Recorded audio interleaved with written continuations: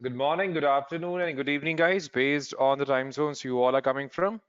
So, guys, before we start with the session, can you all please give me a quick confirmation if you all can see my screen and hear me loud and clear as well? Perfect. Thank you so much for the confirmation, everyone. So, before we get started, let me quickly introduce myself to you all first. So, my name is 𝐔𝐬𝐞 𝐂𝐨𝐿, and I have been working in this IT industry for more than 13 years now.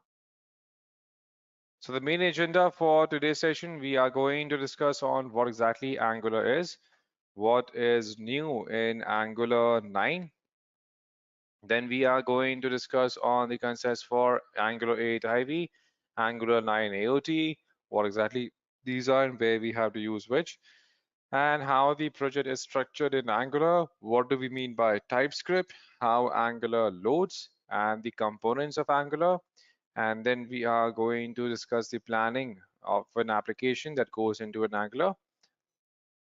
So these are the pointers that we are going to cover along with seeing a small hands-on on which we can get started. So let's get started. So first of all, if we talk about Angular, then Angular is a framework. It's a framework that is mostly popular for developing the web app-based application. Now, when we say framework, what exactly we mean by framework? It's like a complete base template that we can make use of, on which we can start developing the entire web-based application. For example, let's say if we are looking to develop any website out of HTML, CSS, and JavaScript. So either we can create all the functions from scratch, we can write the entire code from scratch, or we can use a complete base which will contain certain functionalities already defined. We don't have to write these codes from scratch, and then we can start building the web application on top of it. So that exactly is what we mean by framework. So framework ensures that we are all the other pages. So for example, if we are defining multiple applications, multiple components, then they should all have a homogeneous structure as they are going to be developed on a single framework. And that exactly Angular is. Angular is basically a web-based framework, which is based on TypeScript, on which we can get started. So typically, JavaScript is used for the interface and interactions, slideshows, and all the other interactive components. And JavaScript evolves quickly and has been one of the main language used for server-side programming. Like we have Node.js, we use it for game development and multiple other use cases. All right. And that's why Angular is considered as a client-side JavaScript framework that was specifically designed to help developers build the SPAs. SPAs refers to the single page application. For example, we can see Google Drive, we have Google Maps. Again, these are a single page dashboard. We don't have multiple other pages, right? And that exactly is what Angular is. So if we talk about front-end development framework, so front-end development is all about the parts of the website that users see, and it is also referred as a CSS framework because just like we have Bootstrap, so in Bootstrap we have predefined styling, we have predefined functionalities that we can directly import into our application, and then we can use it, we can modify it as and when required. So this makes sure that we have a standard followed for the entire project that we are going to work on. And Angular, as we know, is maintained and developed by Google, just like we have Bootstrap. So Bootstrap is maintained by Twitter and was developed by Twitter. Same way the React library. So React is not a full-fledged framework. React is like a complete library which is managed by Facebook. And Google and this platform Angular is basically maintained and developed by Google. So it was developed by a community of individuals and corporations to address many of the challenges encountered in developing single page applications. So the main aim is to simplify both the development and the testing of such applications by providing a framework for client-side model, or we can say MVC, like we have a model view controller. And when we have model, view model, MVVM architecture. So if you talk about the entire base, then base, as we know, has been used for JavaScript. So JavaScript is a language of the web, and if you know JavaScript, we can talk to the browser like it is our best friend. We can do anything. We can do it. We can add any kind of functionality or interaction with any of the elements that we have specified on the page. And Angular is based on JavaScript and TypeScript, which is basically a superset of JavaScript altogether. And then it is mostly preferred for single page application. So single page application is an application that works inside a browser and does not require page reloading during use. For example, all the social media platforms, let's say Facebook. Now we can sit on Facebook and then we can perform infinite scroll, and even though whenever a new content is available, it gets pushed automatically without us needing to refresh or open up any other pages. Same way when we are working on Google Maps. Again, we don't have to do anything on Google Maps. So Google Maps is also an example for a single page application. So the entire interaction is based on the map itself, right? The entire interaction is based on the map itself, and that's how we start interacting it, correct? So again, we have the entire map, and again, whatever address we want to go to, for example, let's say we want to go to, suppose, Disneyland. Again, we can simply search for any particular place of interest, and then the entire background gets updated without refreshing or without going to any other page. A simple example for a single page application in which we can interact with anything, any component as per the example we want to see all the photos. Again, even the photos section has been opened up in the same page without us navigating to multiple pages, correct? And that exactly is what single page application is all about. It simply allows us to interact or perform all the activity. It allows the end users to perform all the activities without navigating to multiple pages.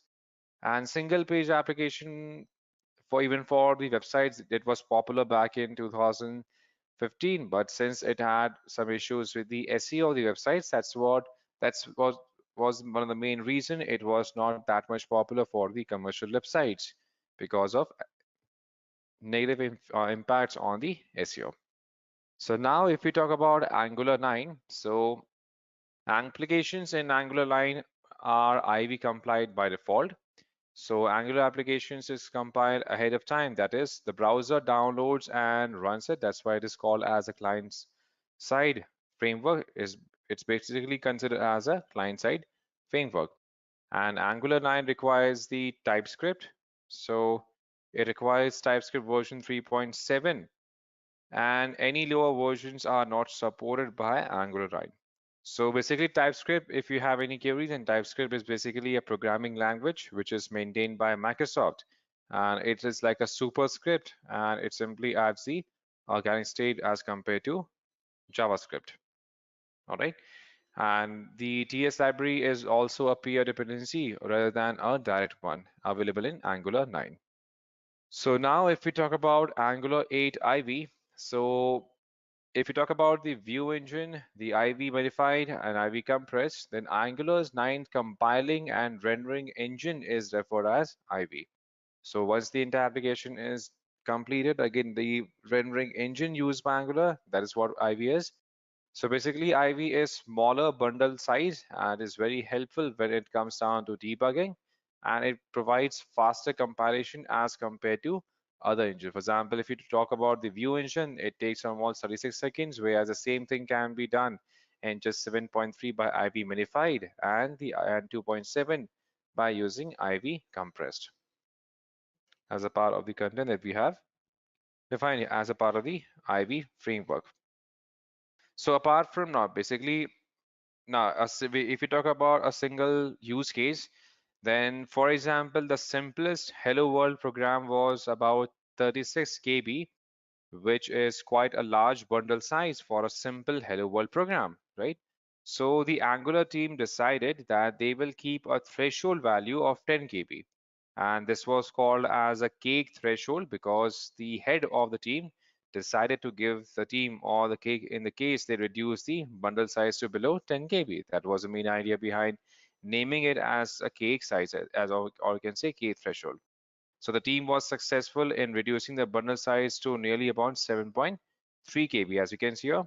with the minified IB version, and something even better at 2.7 KB with the IP compressed version. So earlier it was 36 KB by default, because again, if you talk about a simple hello world program, there is there again, for simple hello world program, 36 KB is also a large size. But the team was able, and they were given a goal of reducing it to 10 KB, and the team achieved 7.3 KB for verified and 2.7 KB for the compressed version.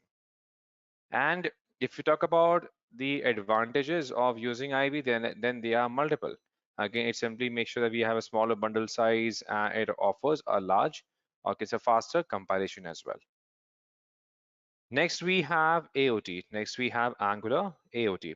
So basically, AOT, as we discussed, AOT is basically used for a faster compilation. For example, AOT along with IB speeds up the creation of the applications altogether, right? So it simply helps us in compilation of the HTML and TypeScript into JavaScript before the browser downloads and executes it. So basically, if we talk about the AOT again, when we are using the AOT, the rendering becomes much faster. And this is because the browser can download a pre-compiled version of the project, and then it can load the executable code. And this helps the application to render instantly without it having to compile the code first. And the AOT compiler will inline all the external HTML and CSS within the application's JavaScript, which in turn eliminates the discrete AJAX request for these sourced files. And when the application are already compiled, then there is no need to download the Angular compiler. And this helps in reducing the size of the Angular framework being downloaded, as the compiler is half the size of Angular itself. And Angular's AOT compiler will help us in finding the template errors during the build process itself, and reduction in injection attacks, as the HTML templates are precompiled into JavaScript before they are rendered on the client side, thereby providing a better security of the application as well. So these things are again defined in AOT. So before we discuss over the project structure, first of all, let's discuss on TypeScript. So TypeScript, as we know, is basically a superset of JavaScript, which is designed and still maintained by Microsoft. And if we talk about the project setup, for example, or we can say a complete project structure. So first of all, we have to download Angular. Now for working with Angular, first of all, we can download the Node.js package in our system. So for downloading the Node.js package, we can refer to this link here called nodejs.org/download, and we will be able to download Node.js. So based on the environment, we can choose Node.js. Here we can choose Node.js MSI installer or zip packet. Basically, on depending upon the platform, we can download the package. Once we have installed it, we can check. Now to check if we have properly installed Node.js or not, we can open up the command prompt. We can open up the command prompt, and then in the command prompt, we can type in the, no, let's do one thing. Let's increase the font size just to avoid strain to your eyes. Now, to check if we have Node properly installed or not, so here we can simply check for the Node version. If Node is currently installed, we will be able to see the Node version returned to us. So currently we have installed version 12.18.2. So once we have installed it, now to install the Angular, so basically here we can start downloading the Angular package that we can work with. So here we can define npm. Now basically in order to start working on the installation of Angular, so here we can use npm. Npm is basically like a node package manager, and then we can use install, and then from the global package we have a global, and then we have a local package. So from global package we can download the Angular CLI. With Angular CLI that we can specify here. If Angular is already installed, then this is going to be to complete quickly. If it is not, then again it is going to take a couple of minutes for installation of the entire Angular CLI from scratch.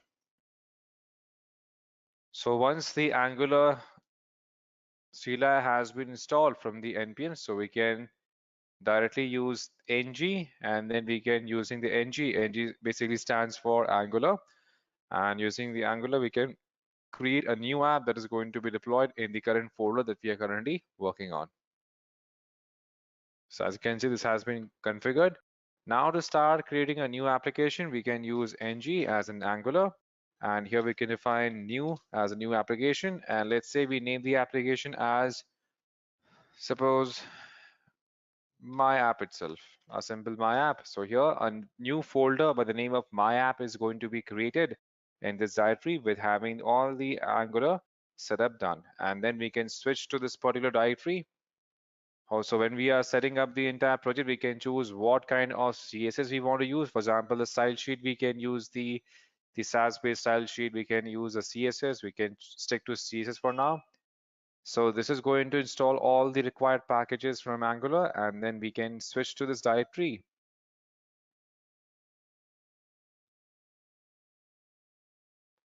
So it may take a while for this entire package to be configured fully.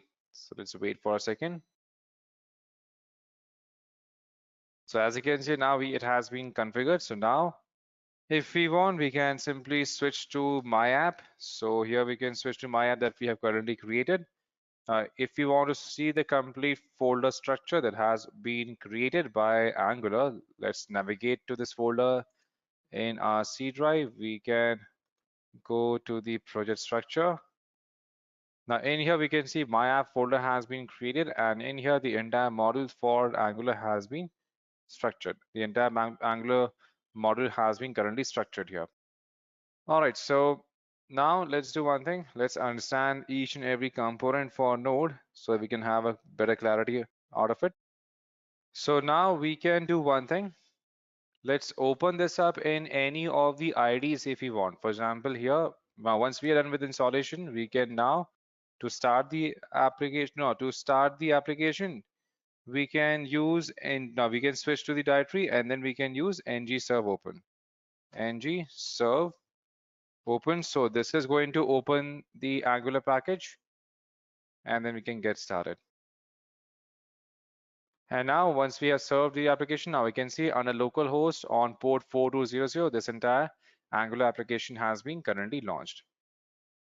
So as you can see here, the port 4200 has been opened up in the local host, and we can see the Angular application has been defined. Now we can use any of the core editors to work on Angular. So here, if we want, we can use Sublime Text. We can also use Visual Studio Code as well for starting our work on developing the code. So Visual Studio Code is basically like a code editor, which is available for free by Microsoft. So there is no licensing required here. So if we have now, once we have installed it down, we can open this up. Let's say we open this up system. So here we can use Visual Studio Code. Let's search for it. So we can use any of the versions as part of the requirement. So let's do one thing. Let's open up one directory here. So here we can click on open folder. Now let's do one thing. Let's open the folder of the project that we have configured. So we can go to C drive, users. On a user, we can navigate to the user. And here we have my app. So we can open this up. So currently, if we talk about the my app, then here we can see the entire folder structure has been currently opened up, right? So if we talk about the entire folder structure, then we have my app, and then we have source and other components defined here. So first of all, if we talk about the E2E folder, first of all, we can see we have something called as E2E folder. So the E2E stands for end-to-end testing, and let me just highlight this part. So this folder here called as E2E. So E2E refers to end-to-end testing, also known as the integration testing, which provides a high-level overview for the web application. So the E2E folder consists of the specs and the configuration files.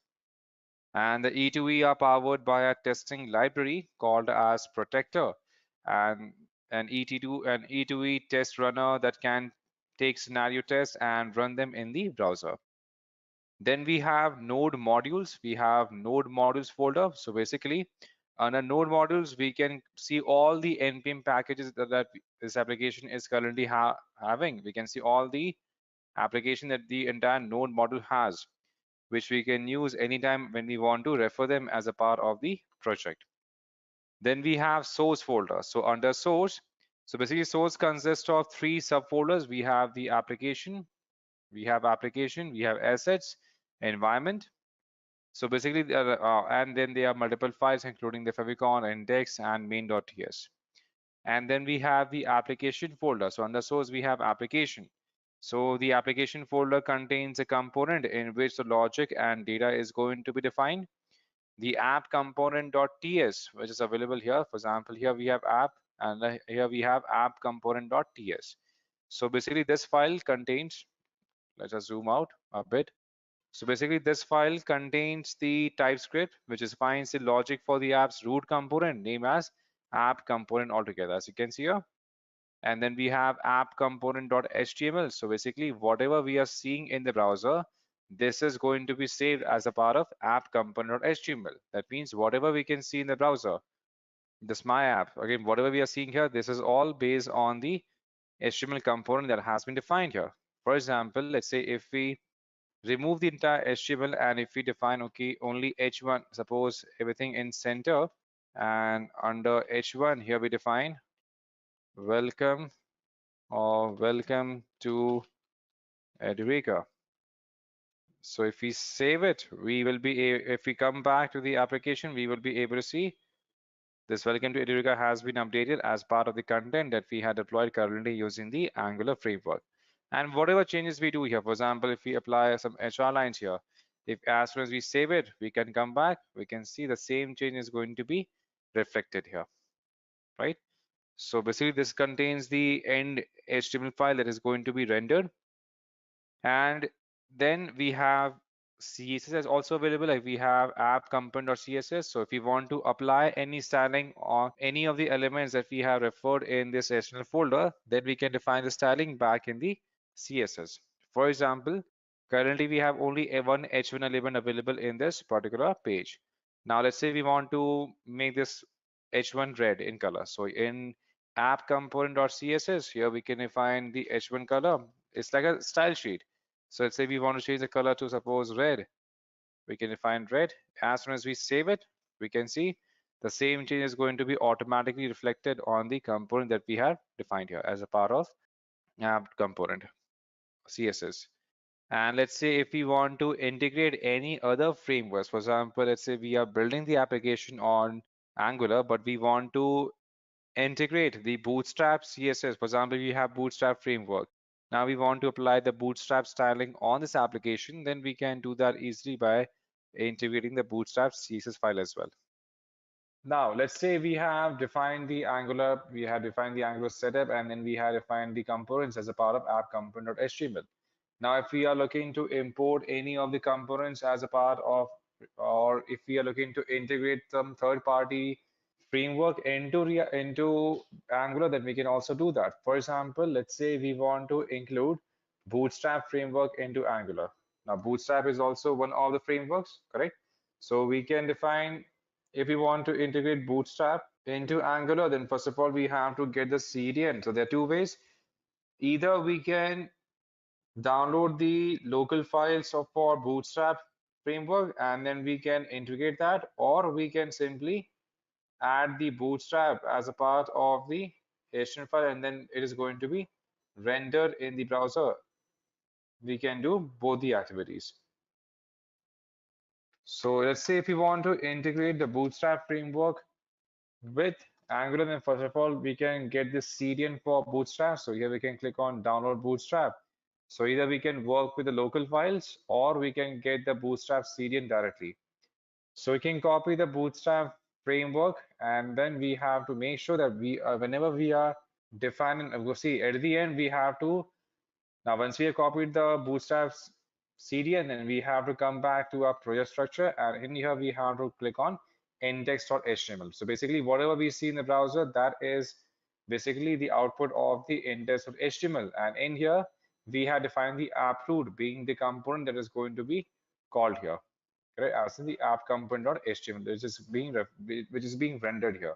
So now if we want to use the Bootstrap CDN, so we have to navigate to index.html, and just before closing the head tag, we can enter the CDNs. That means the style sheet and the JS file that we want to use as a part of the framework. So as we know, Bootstrap can be implemented by two ways. Either we can download the source files and then we can refer to the source files in the index document, or without downloading the files for Bootstrap, we can refer to the CDN link. So just like we integrate any third-party images or files in the HTML document, we can integrate the Bootstrap framework by using the CDN link, and that's how we can enter them in the index.html. So once we are done, we can save it. And now if we come back to our own application, we would be able to see the Bootstrap styling has automatically been applied to the application here. So as you can see, the styling for the text has also been changed because we already have a predefined styling in H1. Now let's say we want to insert some kind, or no, we want to insert more elements, then we can come back to app component.html. Let's say here we add another, for example, here we add a simple button. For example, here we can define a button by using button, and let's say we want to define the button as get started. We can close the button, we can save it. As you can see, this default button has been currently placed. Now let's say we want to use the styling of Bootstrap. Now in Bootstrap, we have multiple predefined classes that we can refer, and we can call it in any of the element that we are going to define, so that we can apply the styling accordingly. For example, let's say we want to define a styling for this button. So here we can define div class. And now in Bootstrap, we already have a class defined for button. And we know that in CSS, we can integrate multiple classes together. We can add multiple classes together. Let's say we want to call some Bootstrap classes here. So we can define the class, and we already have a class defined by the name of button. And suppose we want to use as button success. So again, these are the classes already defined in Bootstrap. So you can call this class. Once we save it, if we come back, we can see the styling has automatically been applied to this button as per the element what we defined under Bootstrap, right? So let's say if we want to add more classes, for example, here we want to place a Jumbotron on top. So here we can use, suppose, a division, and here we can define division, suppose, first of all, as row or as container. As container, let's say we can remove the center point component here. So here we can open a, suppose, div class as, suppose, container, and then we can place div class here we can define as row, and here we can create a simple Jumbotron as well. Suppose here we can place a simple Jumbotron, and then we can place the elements inside this Jumbotron accordingly. For example, here we can have H1, here we can have a button also defined. If we keep on saving here, we can see, if we simply hit refresh, we will be able to see the elements will be called automatically, and they are going to be saved as well as a part of the framework, whatever we had defined here. For example, currently we had defined this for a single row, correct? Now we want to add the styling, further styling to this Jumbotron that we have called along with Bootstrap. Then here we can define, for example, here we define row, and here we can define a complete class, suppose as div class as call md12 for a full length class that we want to, for a full, we can see if we want to create a full division class, and here we can use call md12. If we want to add styling to it, we want to place everything in center, so we can place everything in center as well. Inside this Jumbotron, we can use center, or suppose if we don't want to use the color as red, so here we can define color as white as well. And if you want to use, suppose for Jumbotron that we are going to use here, so here we have defined a class as Jumbotron. Now for Jumbotron, we want to specify some kind of gradient as well. For example, here we want to add a gradient, and here we can define the background color as gradient. Suppose here we can define the CSS. So here we can define background image, and under image here we can define linear, or suppose linear gradient, or suppose we want to go from top to right or right to bottom. So here we can define the enter. For example, here we want to define linear gradient, and then we want to define from to right. So here we can define to right, and we want to apply gradient from deep red. Or for example, suppose here we want to define multiple other color groups. For example, let's say here we want to go from not deep pink. Suppose here we want to go from hot pink to suppose dark purple. Suppose here we want to go from hot pink to suppose indigo or dark violet. For example, hot pink to dark violet. Then here we can define the color accordingly. Dark violet. So now if we say this, now same thing is going to be applicable on the image that we have currently defined. So depending upon the use case, we can apply multiple styling to the CSS. So again, whatever we want to define here, the same thing is going to be applicable on the CSS accordingly. So whatever styling we can define here, we can integrate multiple other frameworks. We can define the components. That means in Angular, we can treat different components altogether. So here we can have different styling defined for different components, and then we can treat them accordingly. So it all comes down to our own requirement, how we want to develop the application, and then get started on an application by using the framework. So let's say if we want to create more app components here, so here we can create a more app component, and that has to be included as a part of app component.ts. So let's say if we want to have a different app component that we want to integrate here. So here we can change the template URL to some different component, and then we can have a different CSS also defined if we want to have a different app component also defined. And we are also going to discuss on the entire components as well. It means how we can divide the application into the component section. For example, suppose if we talk about the components involved here, so each and every area of the application can be divided into simple components. For example, we may have different components.